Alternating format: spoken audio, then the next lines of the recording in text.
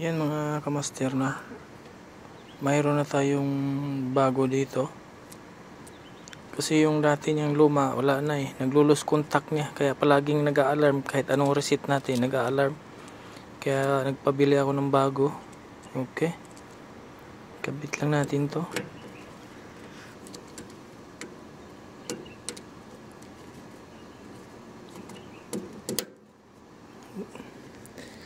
Ayan,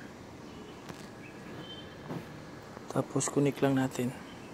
Ayan na mga kamaster, no. Ang gagawin naman natin yun ay mag-start tayo, tapos check natin ulit kung magkakaroon pa naman ng emergency alarm niya. Okay, yan na mga kamaster, no, ay on lang natin to.